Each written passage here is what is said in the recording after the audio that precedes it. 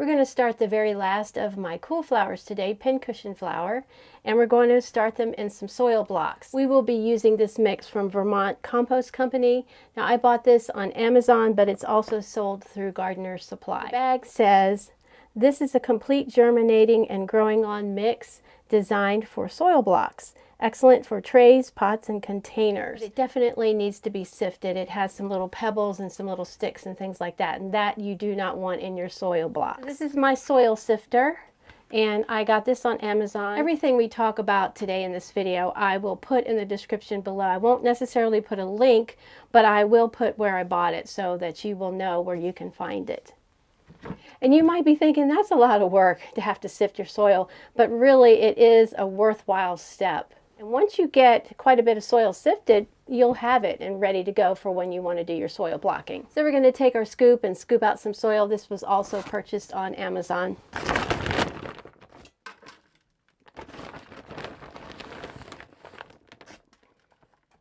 You can definitely make your own soil blocking mix. There are recipes online all over the place. TheGardenersWorkshop.com has a great recipe, and they also sell some of the ingredients that it takes for soil blocking.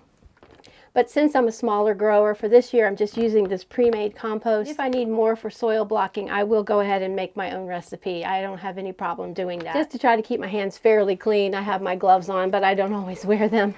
So when I use my soil sifter, or the sieve, also called the sieve, I take my hand and just sort of rake the soil around versus trying to do this, because I learned that I lose a lot of soil that way.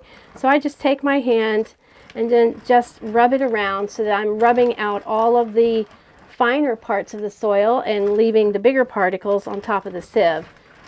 Then when you get to the very end of sifting that particular batch, you may need to take your sifter and bang it a little bit on top of the bucket. And this is just a 5-gallon bucket that I sift my soil into. Okay, so you can see all the big particles in there. I don't want that in my soil blocks, and I don't even want that in my cell packs and my cell trays, which I do grow in cell trays as well. And I just dump this in my excess soil bucket that I have here in my greenhouse, and I can use this in my raised beds and things like that. Now you can see where your soil is really fine, and that's just the way you want it for soil blocking. So the seeds we'll be starting together today are the pincushion flower, or the Scabiosa atropurpurea. Woo! I grew pincushion flower last year and absolutely loved it. I love it as a filler. I love it as a dried flower. I love the seed heads as a dried flower in dried arrangements. Just really enjoyed having that. All my other cool flowers growing in the house under the grow lights. If you don't know what cool flowers are, be sure and watch the video that I did on the cool flowers that I grew in 2022. I'll link that in the description below. But cool flowers are basically flowers that can go out into your garden before your last frost date. And my last frost date in my zone 6B is usually around April 23rd. So we will be sowing pincushion black knight and pincushion Fata Morgana. I had to look online as to how to pronounce Fata Morgana. Oh, and pincushion QIS white.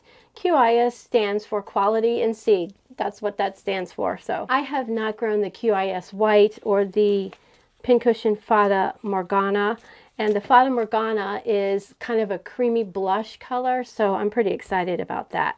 And here's our soil blocker that we'll be sowing our seeds in today. This is 20, there are 20 soil blocks in there, and they are 3/4 inch blocks right here. Each block is 3/4 of an inch. There are quite a few benefits to soil blocking, and this is my 3rd year soil blocking.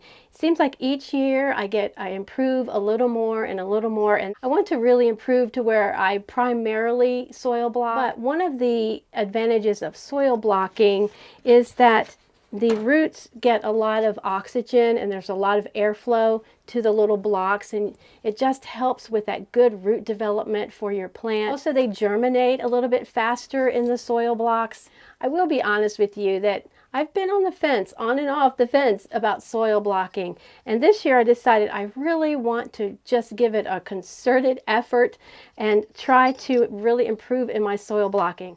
So at the end of January, I prepared my soil blocks for my Sweet William and for stock, and I got 100% germination on both of those.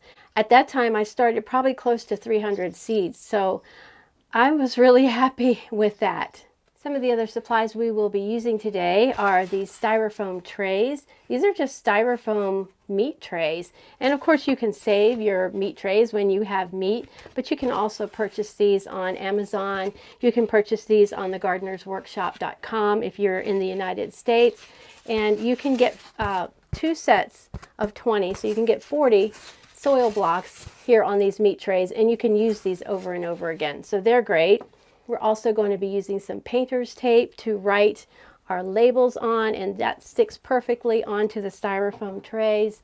And we will be using this waterproof garden marker. I love this. You can purchase this on Amazon. Hopefully your local nurseries have it, and you can also purchase it on thegardenersworkshop.com. Now, I mentioned thegardenersworkshop.com quite a bit.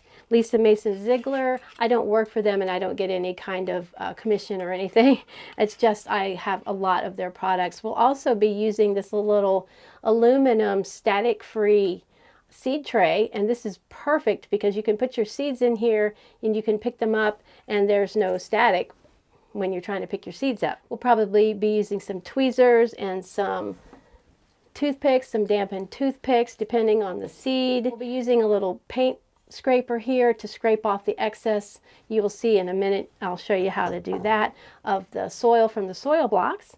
So I think we're ready to go. Okay, so we're going to dump some of this soil that we sifted here in our potting tray, and I think I didn't show you my potting tray. This I purchased on Amazon. I love this potting tray. It came 2 to a pack. I've had it for probably 4 years, 3 or 4 years now, and I shared the other one with a friend, but oh, I use it and use it and use it.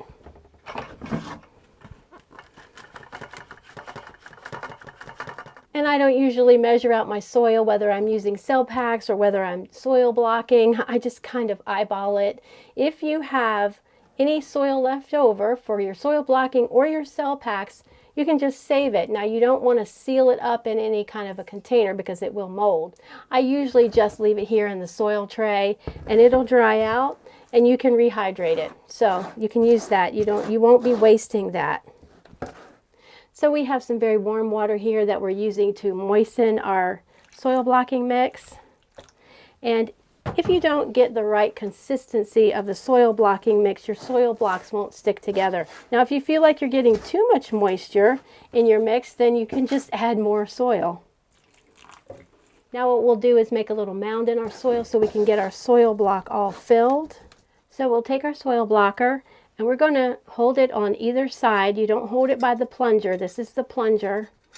But you're going to hold it by either side. We're just going to make a pivotal motion back and forth, and that's how you get your cell blocks filled. I like that sound, that squishing sound. That's what we want.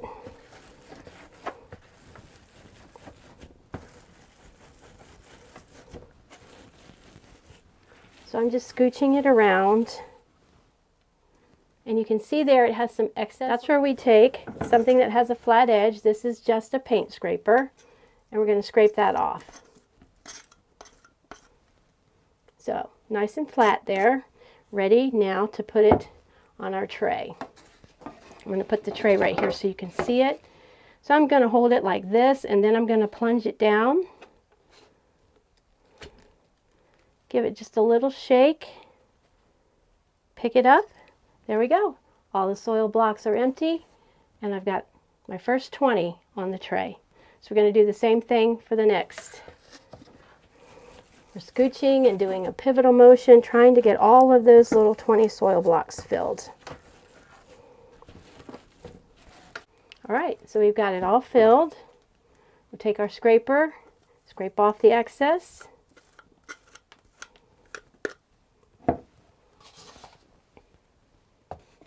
Put it here, trying not to let it drop. So I'm just going to hold it right here, plunge it down, pull it up, shake a little bit, and they all came out. You can see how they separated just a little bit there in the space. Just take your finger and straighten them out. And then you can see the little divots here. That's where your seed goes. And we'll show you in a minute how to do that. It just dawned on me to get a stool so I wouldn't have to bend over. Duh. So the first thing we're going to do is make our label for, we're going to start off with QIS white. So I'm going to write QIS white, and I'm going to do PC for Pincushion, and the date, which is 2/22. And we'll put it right here in front of these 20. These seeds want to be covered. So there's a couple things you can do with soil blocks. You can take a little bit of your dry soil and sprinkle it over the top. We will be using vermiculite at the end because I use vermiculite with most all of my seed starting, or even all of my seed starting. If you decided to use the dry soil method on top, you would want to wet that dry soil really well. And I do use that sometimes. I do that sometimes.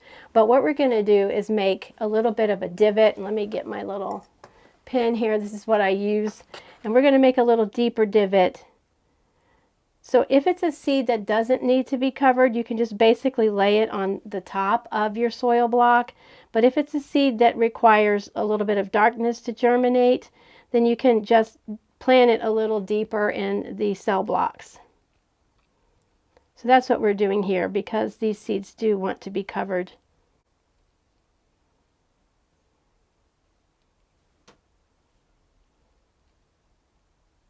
And we can also go a little bit heavier with our vermiculite. That will help with the darkness. And if you have a seed that doesn't want to be covered, you can still use vermiculite, just a light layer. It won't hinder the germination.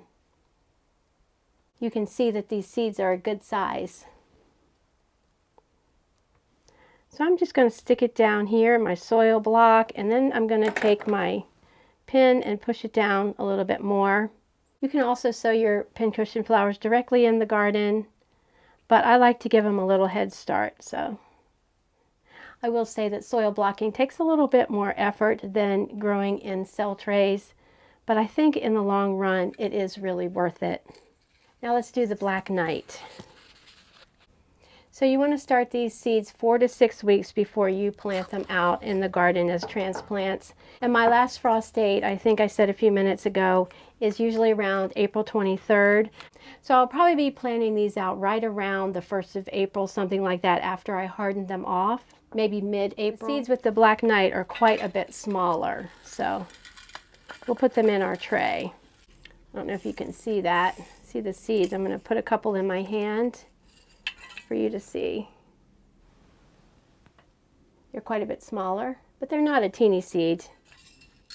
So we're going to use our tweezers to pick these up.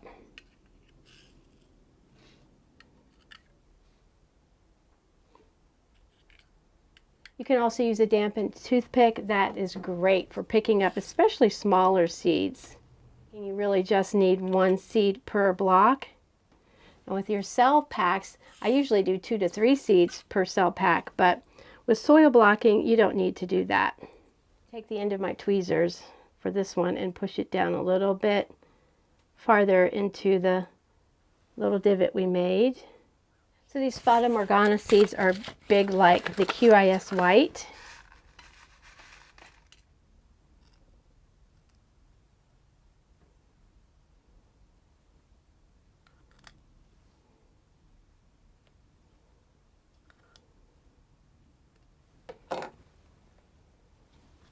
Let me show you how to do the toothpick method, just in case you have trouble with the tweezer method. Take your toothpick, it's just a wooden toothpick, and you wet it, and you just pick up 1 seed, drop it in. That dampness on the toothpick just helps pick up the seed pretty quick.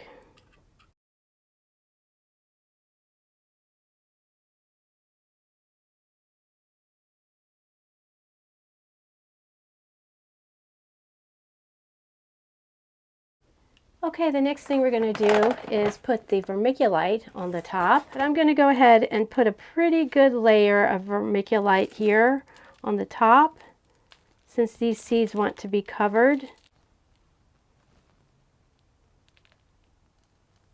And vermiculite is a sterilized volcanic material, and it helps keep algae and the fungus mold at bay. It really does help with that.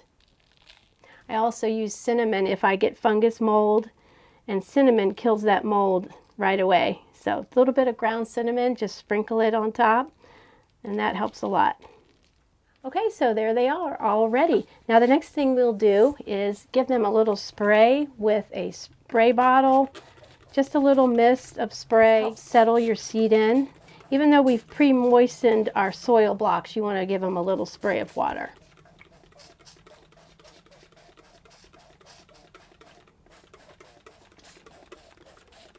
And definitely, if you decided to use a little bit of dry soil to cover your seeds, then you definitely want to spray that. Those seeds need moisture to germinate. Now the question is, do you cover your soil blocks like you would your cell packs for that humidity? And the answer to that for me is yes, I like to cover mine.